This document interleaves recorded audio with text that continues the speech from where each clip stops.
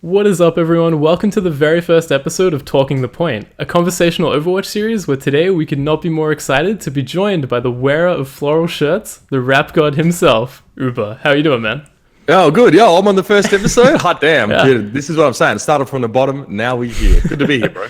Thanks a lot. Thank you. I just want to thank you so much for taking the time to do this. Like, I understand it's an incredibly busy period right now. You got the Stage 3 playoffs just days away. Could not be more appreciative of you taking the time to be here. It's my absolute pleasure, bro. Looking forward to getting into it. All right, so to get into it, to start, we have the heavy-hitting question coming out first. This is something that's been on my mind for a long time. You ready? This is a really deep question right out of the gate. I'm prepped. All right. Are there stylists at the Blizzard Arena, or do you guys wear your own clothing all the time? How does that work? None of that is my own clothing. Really? So yeah, we've actually gone through. We've always sort of had a stylist. I think when we first came in, our production manager Matt West, who sort of oversees a lot of the live show, kind of said, "Look, you guys all have a very diverse range of clothing that you kind of wear on broadcast. Like you got Monty with the suspenders and the awful tires, Semler's like to the nines. You know, he's wearing a freaking cravat and all the rest. And like I'm quite a peacock myself. And you got guys like."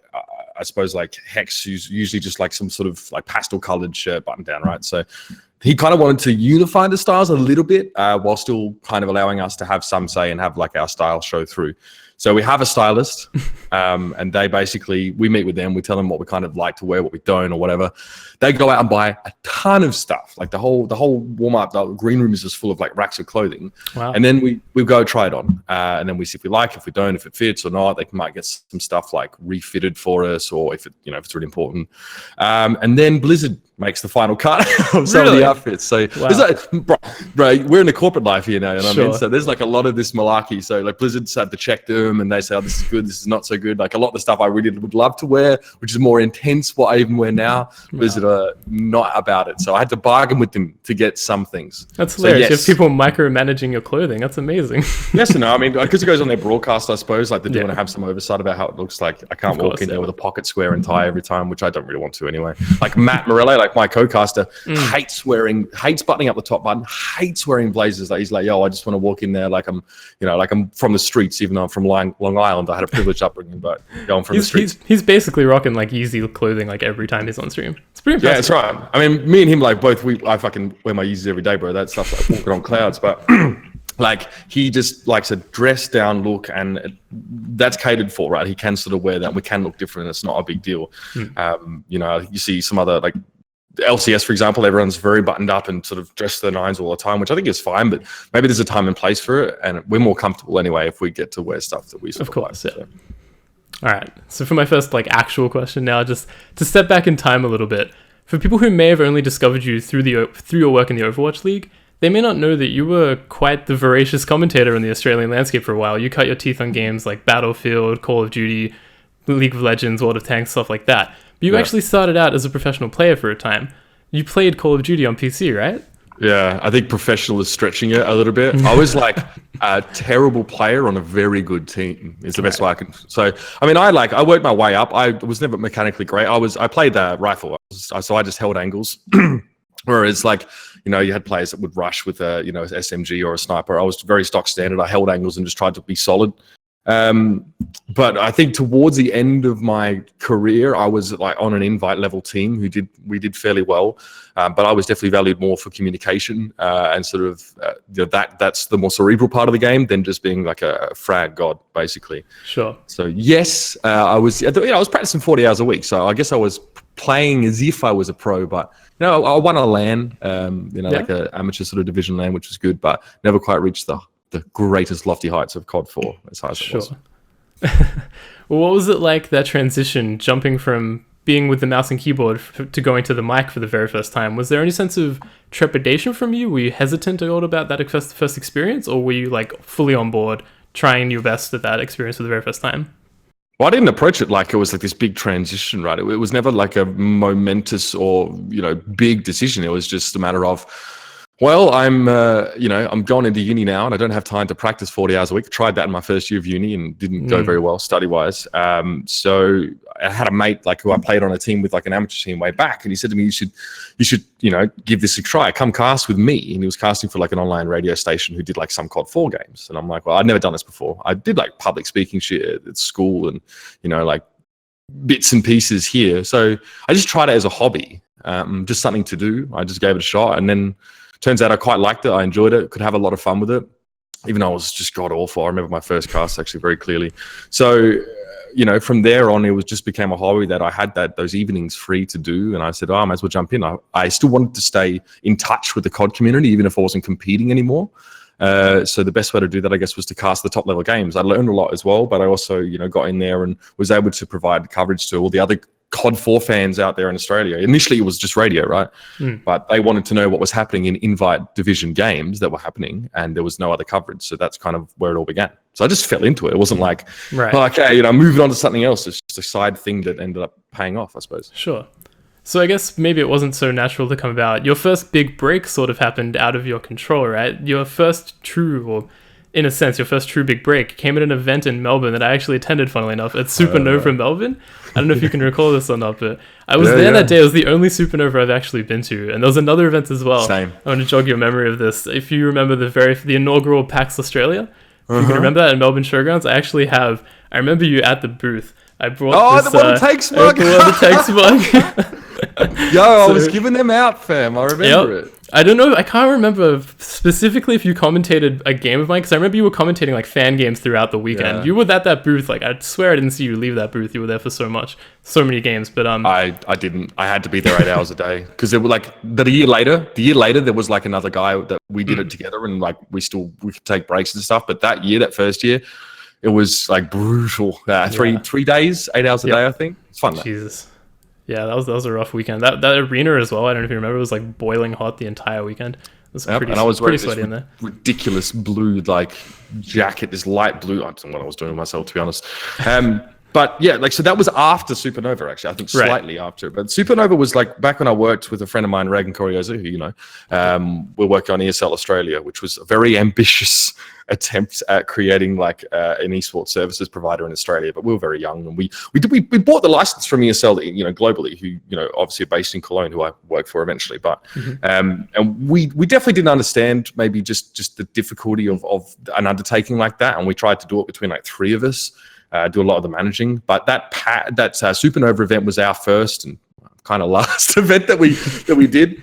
But we invited down a guy from ESL Global, right, for some oversight. It was a World of Tanks event, and we wanted him there to oversee the process and just be a presence, and maybe be able to give us advice or whatever.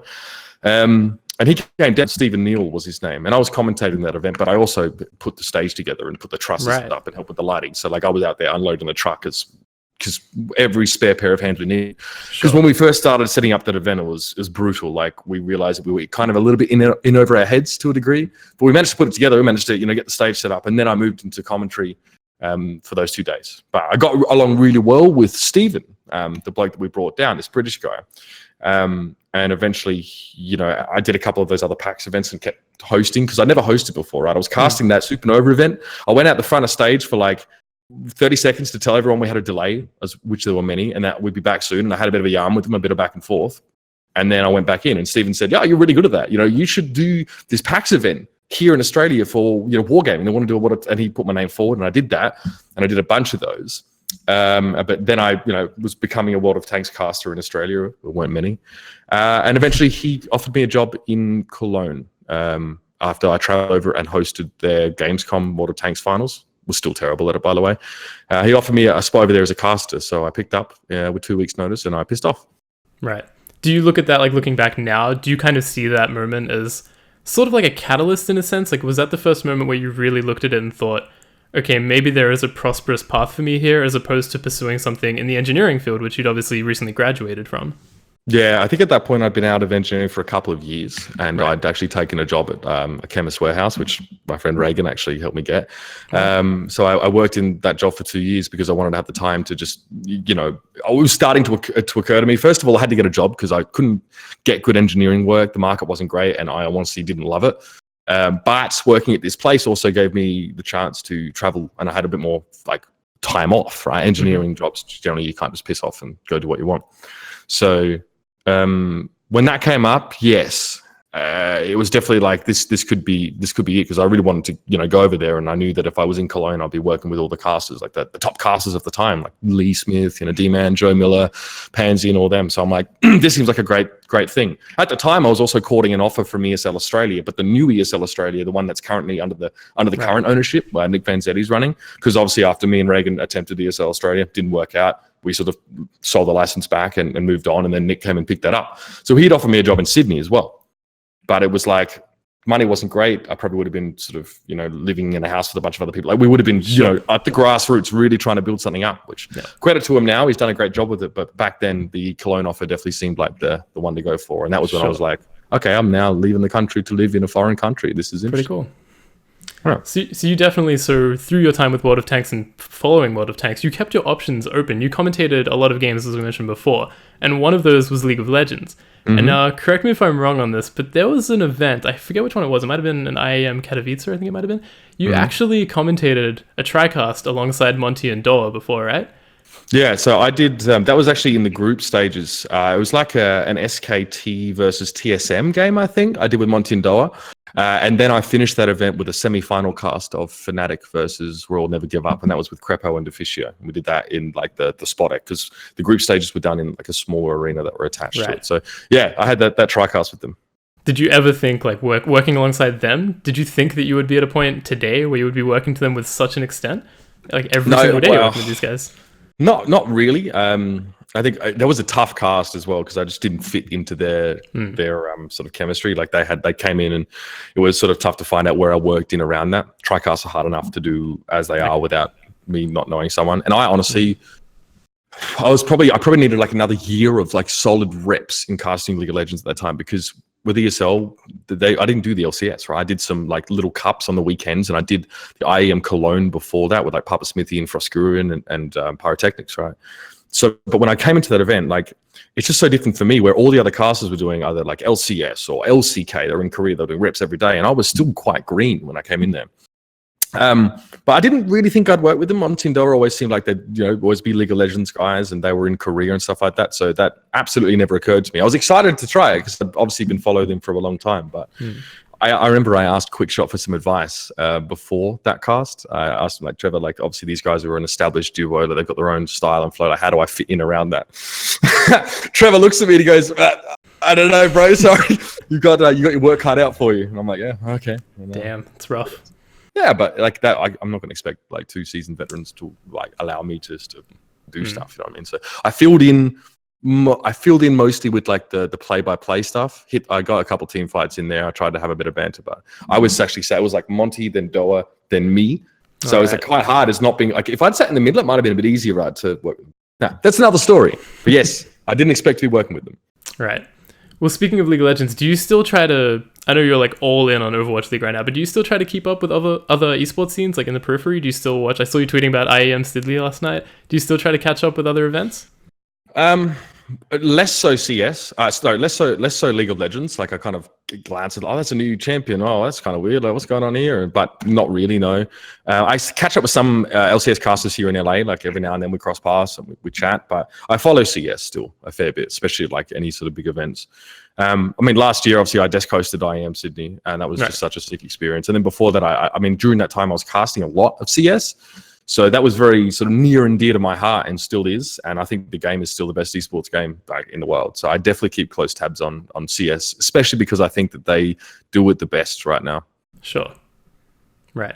Well, jumping into Overwatch specifically now, a lot of people may not be aware that you're actually producing high-quality content for the game before it was even out in closed beta.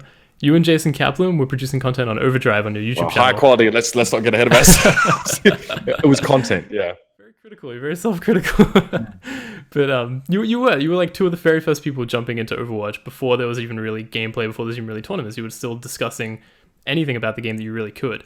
Yeah. And what were the factors that you would say that brought you in with such a passion to that scene before there was even really anything to go off?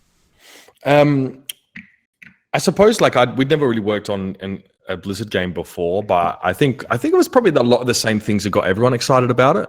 But like I've always loved games like Quake. I actually played a bunch of Unreal Tournament when I was young. I was like that 14-year-old guy running around in server, the high pitched voice. And I loved that it was a combination of two of the games that I'd cast before. In terms, I had had an aim element of CS and I had like the MOBA element of League of Legends, right? And I thought that like I enjoyed both those games a lot. I've always been more of a shooter commentator. I've been definitely better at FPS, obviously, given where my roots are. But I love just that I could see it would be quite a high octane game with a lot going on, and it would be the kind of thing where every game was kind of different, right? There's a lot of potential diversity in that game. When it first came out and we had no hero limit, so diverse, but we're getting there. So me and Jason looked at that, and I guess another one of the hooks that got us in is that no content creators at the time were actually looking at the game from a perspective of its potential esports or competitive implications, right? And we were, me and Jason, that was what we did. We worked at ESL, right? Everyone was doing things like, oh, this hero is so cool. Like, look at what this does. Here's the new hero reveal. Like, let's talk through. But me and Jason said, why don't we like approach this from like an esports, like, I guess, side that no one else is doing? Let's talk about like what a team composition will look like, or what like the best strategies might be based on very little, to be honest, that we had. So that was kind of what got us in there. There was like a niche or like a spot in the market that sort of wasn't occupied, and we just went for it. We just started punching out some low quality content. Right. Well, I guess the quality wasn't that low because it was actually through that channel that Blizzard reached out to you first, right? They offered you beta invites, and that kind of is what led to you guys commentating some of the very first community tournaments. Yeah, we were really quite fortunate, I think, as well. I think a part of us producing that content was definitely in the hopes that we would sort of get noticed, and we wanted to contribute and show that this is the kind of game that we wanted to support and put our voices behind, and like help hype up and produce content for. So Kiki at the time, the community manager for Blizzard, reached out to us and said like, hey, we love what you guys are doing, like this is really cool, gave us some tips and advice. And yeah, when the game came out, they helped us get beta keys. I actually didn't get a beta key when the game first came out. Jason did. And I'm like, Kiki, I need a beta key now. And I think there was a problem with it because I think the email I'd given her prior didn't work or something. Anyway, I got that beta invite. I was there on day 2 playing. So jealous. Yeah, we were in there. Well, I mean, you say that, but we played up against like, Bastions with shields and McCrees that had rail guns and stuff like that. So it was a very different time, but we still loved it anyway, of course. Yeah. Yeah, I remember the time with 6 Winstons. They would just dive in all those bubbles. Yeah, 6 Traces versus 6 Traces was great to cast on King of the Hill maps. That was really good. Jeez. Back with the Observer back then as well. Wouldn't have been too hot. Well, that was me. Traces. I was not hot, and I was not loving it, trying to observe it. All right. So speaking about your commentary style, one of my favorite analogies of yours, there's a lot out there, but one of my favorite analogies of yours is you compare your commentary style to that of Moira's Transcendence. Pretty incredible. What do you attribute your influences to? Who would you say inside esports and outside of esports are your biggest influences in commentary? Because you grew up, like your dad played for the Brisbane Bears in AFL and our sport of AFL. Yeah. Was there anyone in that scene in particular that you took inspiration from, perhaps? Yeah, actually, when I was a kid, I was never good at football, right? But I was really interested in the history of it, and I had a bunch of books, and back when I was a kid, I could tell you who won the best and fairest for whatever club in between 1980 and 1992 or whatever. So I was really into that side of things, and I always loved Dennis Cometti, because his cadence was excellent. He was very measured in his pace, and he had these sick one-liners. He just come out of nowhere, with some really, really funny stuff. So I was always a fan of his. Also Bruce Abernathy as well. Oh, McAvaney, sorry. Bruce McAvaney was a great commentator, and he commentated with Cometti until sort of the end of Dennis's tenure. So those two definitely. I think. I don't know, I pick up a lot. I'm a bit of a sponge for pop culture, even though I'm kind of old and out of the loop with many of the memes these days, and books and stuff like that. All comedians that I've really enjoyed. So, I love there's an Australian comedian. He's just ridiculous, actually. His name's Guido Hatzis. And he's because my dad used to listen to him, right? It's this old school stuff. And he was obviously like an Italian guy living in Australia, right? And he was the best. He thought he was the Adonis, and he was all prank phone calls. That's all he'd do. He'd just make prank phone calls, and it was on these cassettes that my dad used to put into the cassette player. And I just loved his sense of humor, and he was just sort of quite ridiculous. And if you notice, sometimes when I'm casting and I make a sort of like an SL, or like if I say slap, sometimes you hear me like giving them slap. Yeah. And sometimes and that's actually a hallmark of how Guido Hatzis used to talk. So sometimes I just randomly just make an SCH sound when there doesn't need to be one at all. And sometimes I don't know I'm doing it. It would, for better or for worse, of course, but that's actually something that he did all the time. So I'm just like a sponge for those little things. Sure, just taking aspects from everyone wherever you can get it. Yeah. Sure. Well, something we're talking about, like just speaking to you in the last couple of minutes, you can already tell just how critical of yourself you are. It's one of the things I think that I really appreciate about your style is that you're very self-aware. Like if you slip up in a game, if you're like mid-match, you'll be on Twitter straight away, just like correcting yourself and like issuing an apology straight away. Not many people tend to do that. You're kind of one of the guys, like you go so far as to even publicly scrutinize VOD reviews. You'll go through and analyze your own commentary performance and the commentary performance of others. Do you think that that's perhaps one of the most integral aspects that a lot of budding commentators gloss over, is like analyzing your own performance day to day? Well, I think if they gloss over it, they'll always stay budding commentators. I think I'm kind of lucky though. There are a lot of commentators that have come up in a very grassroots fashion, but I had the hyperbolic time chamber of casting at the ESL, right? I worked under top, probably the two best casters of that day were Joe Miller and D-Man, right? And I would sit in an office and we would go over my VOD review, and Joe would pause the VOD every 5 seconds and go, "Can't understand what you're saying there. You're going too fast. What did you just say? Why are you saying this? Like, what does that mean? What are you doing?" For quite a while, we stopped the VOD review sessions after a while, once I sort of got up to a decent level. But that was where it began from, right? And we were always encouraged in our time during the office to do these VOD reviews. And sometimes the days weren't too busy and we had like a streaming room. So I'd just go in there and I'd do some VOD review. And I found it was more helpful because it doubled up as a way of interacting with, with people as well and having a chat. And sometimes some people, have some good insights as well. Like, it's not that I'm really trying to crowdsource my feedback. In fact, I try and avoid that to a degree, nowadays. But it's just that it doubles up as a cool way to interact, and people can ask me questions while they do it. But also because I'm actually talking out aloud over the review, I find that it's actually probably more effective than if I sat down or sort of just writing notes, because I get to talk through the thought process and what I could have done better. And I think that makes a huge difference as opposed to like having a pad and pen and writing down where you could do better or whatever. Sure. So right. Well, another element about you, I think, is that you're incredibly selfless. Like you say time and again in interviews and on stage that you don't want the spotlight to be on you. You think that the focus should all be about the players, that's a great mindset to have. So harkening back to the introduction where I referred to you as the rap god, how do you feel when something like that compilation video actually pops up? Do you kind of just take it in stride and just embrace it? Yes, yes and no. I mean, I'm really flattered, right, that someone has gone to the lengths of doing that, but it's a slippery slope. Because the moment that if you see a video and like oh, that's really cool, and people are saying, "Oh, you're so good," like the only reason I, in my opinion, have come this far in casting is because I've tried really to not make it about me. And sometimes it seems like it is, though. Like I've had a lot of people say to me, like I think it was one day where pulled a face at the camera, like a blue steeled the camera during a broadcast. Like really was just being silly. Like I wasn't thinking about it, but you could surmise that perhaps I'm like very vain and sort of self-absorbed in terms of my own camera behavior. I mean, and I had to accept that might be the case, but I wouldn't be this kind of caster if I made it about me, because I would just do what I could to detract from the game as often as I could, right? That would kind of be a strong hallmark of a caster that's, and loves himself. The moment that I think that I'm kind of made it, or I'm kind of the best or anything like that, I fear that. I fear that sort of realization ever occurring, because I think that's kind of when you are no longer the best. As soon as you believe that or internalize that, your potential for improvement becomes hampered to a great degree. As like you stop being as critical of yourself. You start saying, "Oh, it's fine. I can slack off today, or I don't have to think about this cast, or I'm doing good right now. I'm doing fine." Like there's a difference between being happy with where you are and sort of being complacent and overly satisfied, right? So, it's very, very difficult, because when people maybe listen to my casting, it's very like in your face and it's loud, and I make a lot of one-liners.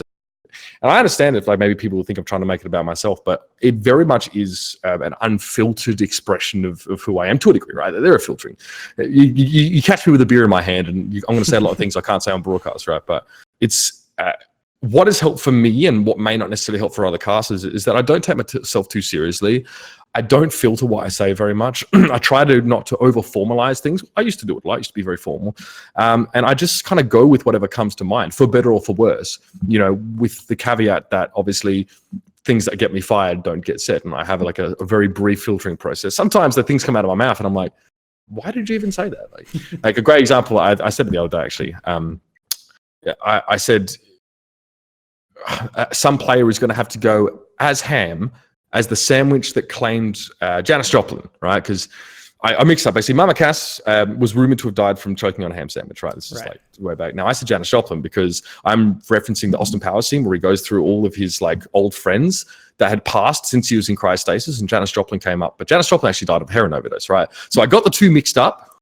And even then, I said to myself, even then, like, that's a real stretch for like a one-liner to like relate back to Mama Cass, who many of our viewers just won't know anyway. And also, like, am I implying that she was so obese that she died from? Am I like insulting someone who's already dead? And I actually corrected myself because I had like, there are a couple people who like said to me on Twitter like, are you fat shaming her, or that's like maybe not appropriate? And these people are very sensitive, right? We have some very sensitive fans in the Overwatch League who aren't necessarily hardcore gamers and aren't necessarily going to just accept that we do things the way we do because we've always done them. We've always been kind of rough around the edges, and I corrected myself firstly, and I was like, look, not trying to be a dickhead. I was obviously didn't need to go there. Sometimes things that come out of my mouth just aren't exactly great for that moment. So there's always improvements as far as I'm concerned in the way I sort of deliver my humor and just some of my off the cuff stuff. So right, yeah, it's a great mindset to have. Just always looking to improve. Just always trying to be the best. Right. So I've been curious about this for a while. So I grew up similar to you, I guess, in the Call of Duty scene. That was kind of my space. Like that was where I found my footing in esports. I just consumed all the Call of Duty content that there was. Mm-hmm. So when you first jumped into commentating with Mr. X, what was that process like? Was there kind of like a clash of styles at first, or did you guys just get on like right from the start? It's pretty hard not to get on with Matt. Sure. He's possibly like the most opposite person to me that I've ever encountered. Right? He just doesn't give a shit about anything. Like he's just everything's laid back. He plays everything down. Like you could have Thanos come out here with the Infinity Gauntlet and kill half the population of the world, and he's just gonna be like, oh, well, shit happens, I suppose. Whereas I'm like, I'm more ruled by my emotions, I suppose, and I'm sort of quite explosive personality. Maybe I just sort of get excited about things, or the what I feel can often bubble up, and manifest, in terms of what I say or what I do. So like I had to like try and understand like the kind of person that he was, but he's like the easiest kind of person that could be opposite of me, if that makes sense. Like sure. I'd hate to cast with me personally. That'd be a nightmare. So like he's easy to get along with. When I first cast him, I didn't know how much he knew. And obviously it's a little bit hard because I was like a kind of protective of Overwatch in terms of like other casters coming in because they start to smell the green, right? They see the money. But I never had that problem with Matt because he was pretty dedicated from the start. I do believe that I overcompensated and did more analysis when I began casting with him because I just didn't necessarily know or believe that he knew, like enough to sort of just be left on his own. But I realized pretty quickly that he did. And he was smart enough to figure it out as well. And he could analyze things on the fly better than I could, that I just had to give him that space, and just not take over. So it was more me taking over, not because I wanted to be the star, but more because I was trying to make sure all the bases were covered. But, we started, I think the first time me and Matt cast together was DreamHack in 2016. And we hit the ground running, and he was obviously a very, very talented caster because he's been doing it probably almost as long as I have, probably even more. He's a pro player, then a coach and then a caster. Yeah. So I didn't have to worry about his fundamentals. Right. Were you aware of his history in the Call of Duty scene then? Like, had you followed his work for the time being? No, not really. I watched a little bit of the COD World League, especially time at ESL, because we actually had the league for Europe in Cologne for a while at the ESL studio. So I was kind of aware of him. I just thought he was like a COD guy, the kind of COD guy that tweets things like hello or it's Monday, or just like these one-word tweets and like there's like 5 billion likes and favorites on. I'm like, oh yeah, that's real deep shit. So like I didn't quite know like how to take him, but Matt's also quite a chameleon. Like you put him in a different scene and he adapts pretty quickly. And I always fought for him because I knew the kind of caster he was. When a lot of the Overwatch fans were like, "Oh, this guy is not from Overwatch. He's not one of us. He's not an endemic." I'm like, so we got through that period, and now I think he's very much beloved by many of our fans. Definitely. So with the playoffs just a few days away, I heard you mention on the stream yesterday, just before the Boston Valiant matchup, which was an incredible match, by the way. You said just as the match was starting that you kind of saw the match coming up in the schedule, and you said, like, I had to have this match. Like, Mr. X and I have to be the ones to cast this match. What is that process like? Is there kind of like, are there internal deliberations amongst the casters, or is it sort of just you start the week and you get given a schedule, this is what you have? Yeah, it was like that. I mean, I saw the schedule that I want. Then I just take it, you know what I mean? It just happened to fall on like that the game that I was supposed to cast. Right. So, and we got really lucky this week, actually. I think like 3 out of 4 of our games are just going to be absolute barn burners. So I'm pretty happy about that. And then obviously I get a playoff match as well. So it is predetermined, and it's completely arbitrary. It really is. It's just like Mitch and Matt, you do 2 games on Wednesday, 1 and 3. You'll do the middle game on Thursday. You can have Friday off. You do the middle game on Saturday. You know, in stage 1, we doubled up on Saturday. And, you know, we sort of did that. So, I mean, if it's not arbitrary, then like scheduling just gets ridiculous, and like work's just really irregular. And if like we're just going to burn out really quickly, right? Like we're just not going to be able to have sort of a consistent schedule. So we just decided like we might go to stage 4, like, oh, you know, I'd like to have Saturday off so I can have Saturday and Sunday both off. And then we're like, okay, well, we can do this or do that. Like his Hex and Semler cast 2 days, and then Monty Mindor cast 3 days. And that's just the way it worked out. We all do the same amount of games, right? But someone has to do like the 2 double days, right? And I was like, nah, fam, I'm not about that life. I preferred to spread it out and be able just to keep my stamina throughout the week. So right. So you and Mr. X getting the nod to cast the finals of the Stage 2 playoffs, that was kind of just, that was happenstance, that was just chance that happened? It was decided like beforehand that like we would all get a playoff match. So like this playoff match will be cast by Semler and Hex. Right. Now, who gets the stage 4 one is going to be interesting. We haven't actually talked about that. Yeah. There's always like, it's funny because casters, like especially our group, like we're really friendly and we're really open and we're chill, right? Obviously, like, you know, we'd probably like to all sort of cover those matches. In the past, like talent have been forced by tournament organizers, or just it's been left to them to decide the casting rotation, and we hate that because like, what, you want me to come forward and say, oh yeah, I should do the final? No, I should do the final. There actually have been problems like that in the past where talent have tried to insert themselves into finals. Certain CS caster at a certain time, like he tried to do that, it didn't go down well. Like the community were like, fuck you. So I don't know how stage 4 will go. I don't really mind because I'm going to get one of the like semis anyway.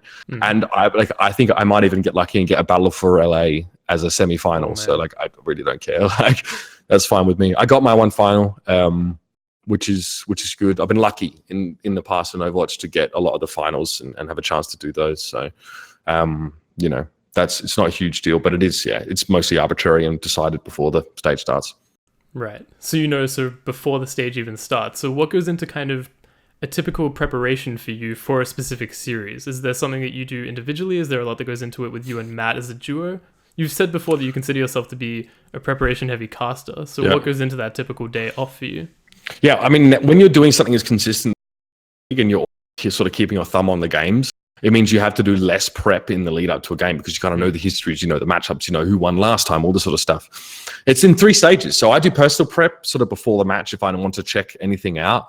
But we have a meeting every day, but where we talk about every match. We talk about what stats we think are important, what players we want to put in a head-to-head, what the keys to victory are. Like, you know, how, you know, at the end of game 3, let's get like a head-to-head between like Sinatra and Sebiobi and just see like who's been a better tracer and like, you know, in what regards. Or before the match, we go, you know, we've got 2 really different Winston players on these teams. Can we illustrate their difference in style with like a stat lineup? Like, can we get like maybe one guy's more damage blocked, one guy's got more damage done and more deaths or less deaths? So we did that with Giannis and Mano in the last New York game.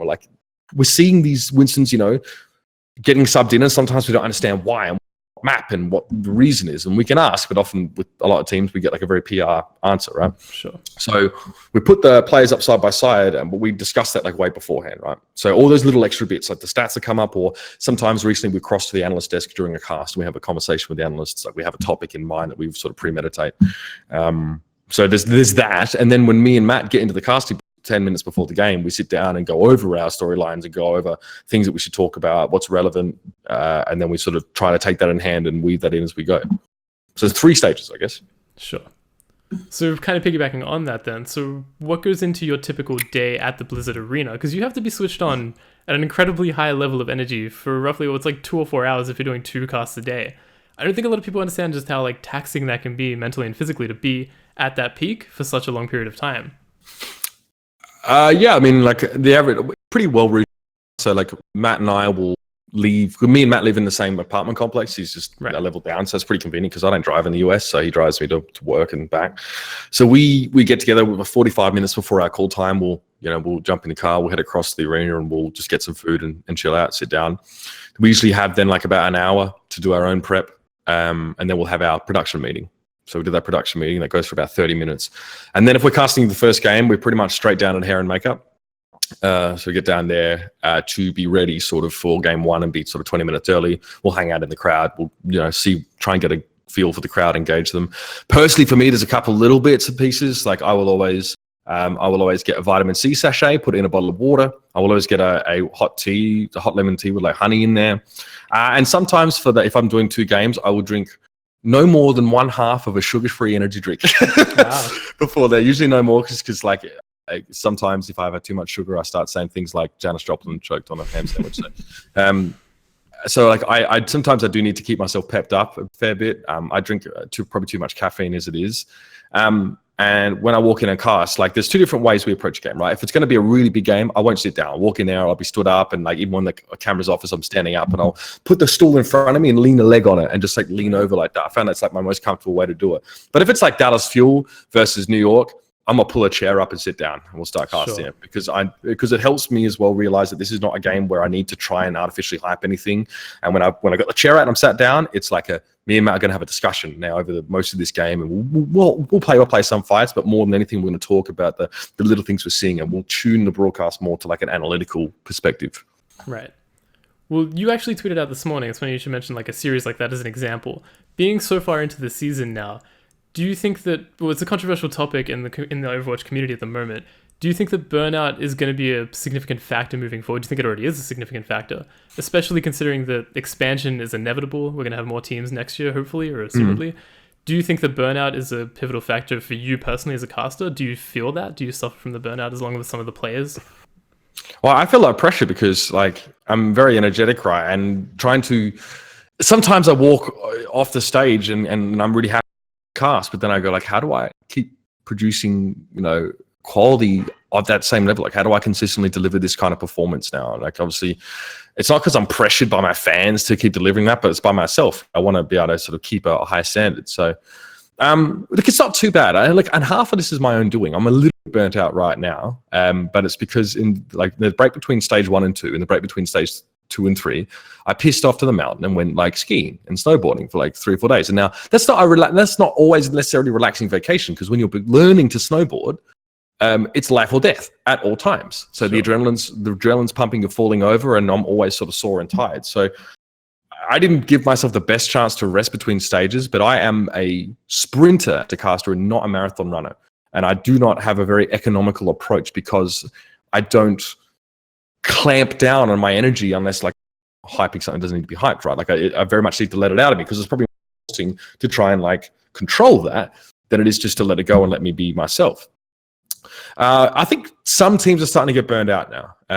And this is the way it is. Like it's that being at the arena is also tough as well, because their practice rooms, they're in there a lot of the time. There aren't any windows in those, by the way. So like it's pretty austere as an environment, and there's no distractions, and the teams are practicing all the time. We've been discussing this, and we definitely I know that scheduling will change next season as we have more teams thrown in, but there'll be more games, so obviously we'll have to be looking at an approach that allows players to rest a bit more. And we've been talking to players about it. Sorry, my screensaver comes on every now and then. We've been talking to players about how they're feeling and some of them are saying, I'm getting pretty burnt out.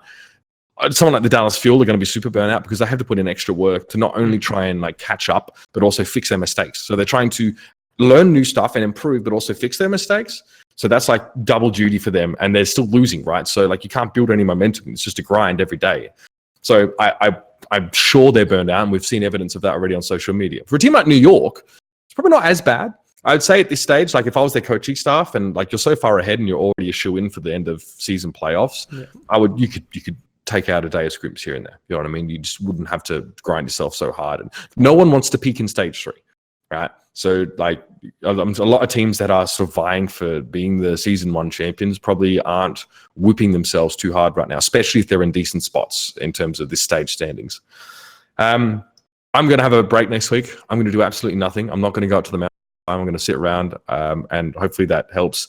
I mean, I also like outside of work, I sort of exercise really frequently and quite intensely. I have a personal trainer, so I'm pretty serious about that as like a mental health thing.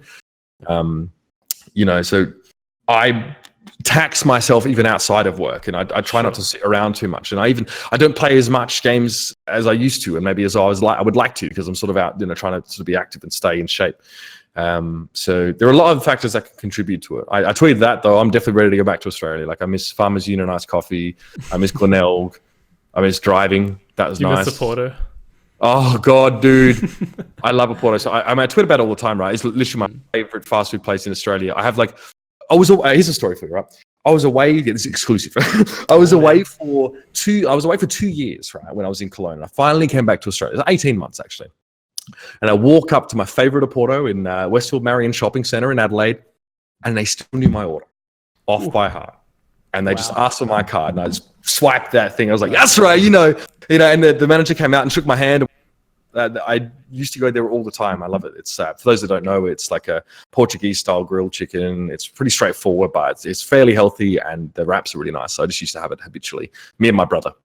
So surely, if you have connections like that, surely you can convince them to open one up near the Blizzard Arena. Sure. All right, that would be great. Except the franchise definitely doesn't exist outside of Australia. I don't know exactly how it would take off here, but when it does happen, I'll be the #1 brand ambassador. #ad.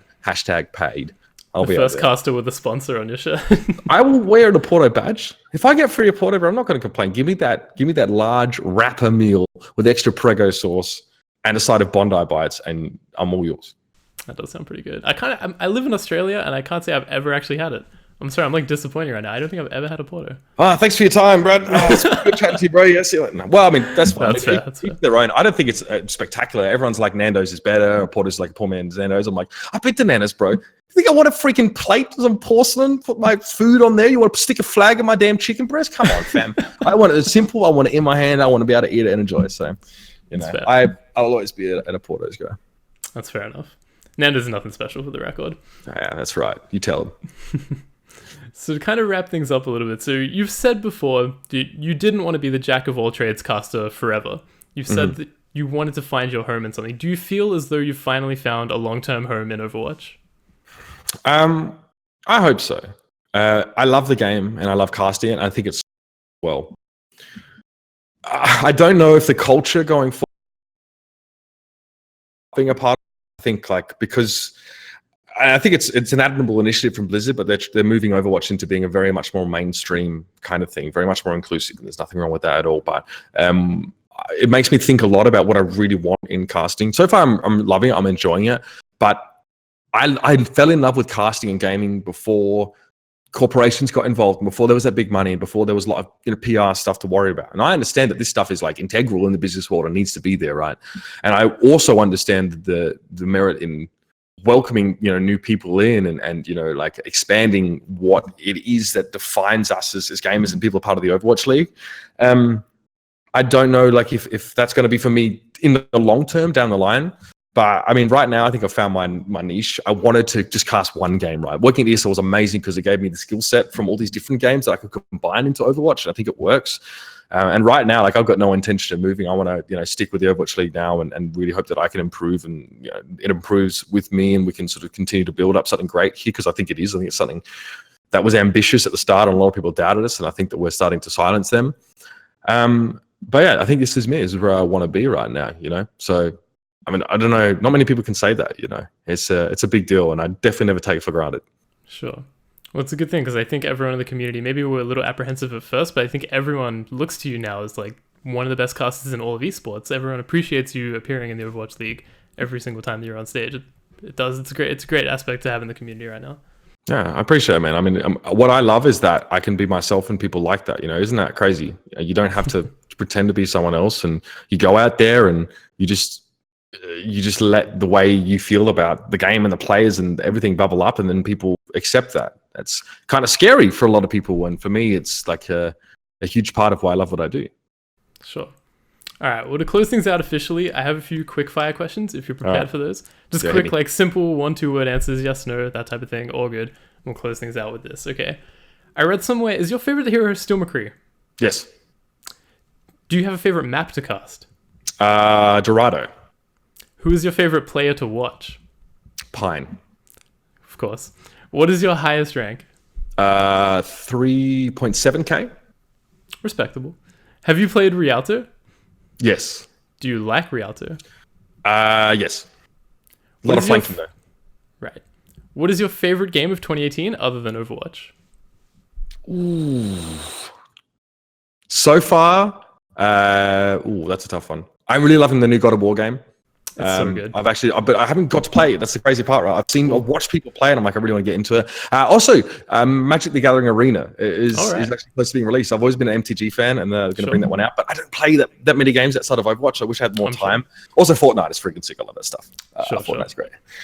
Did you have time last year to jump into the Modern Warfare remaster, given that was your game? No, because it was another console port, and wasn't about that life. I'm still salty at IW. Will we ever see you and Mr. X come to the Call of Duty scene for even just a single round? Could you imagine? We talked about this. Really? Matt wants to go back. He's like, yo, you ever thought about casting? These COD fans are going to slay me the moment they see an Overwatch card. Well, who knows? It's possible. Cool. All right, and finally, do you think that the Shanghai Dragons will win a series in Stage 4? Oh, yeah, they'll smash Dallas. You reckon? Yeah, I look, Dallas, they're better than Dallas right now, and they'll get at least one win. It won't be a spectacular stage for them yet, but it'll be good. All right. Well, thank you so much for taking the time to join us. I really appreciate you taking the time, considering the finals are just a few days away. Could not be more appreciative, man. Thank you. Oh, good. Thanks for having me, dude. Take it easy.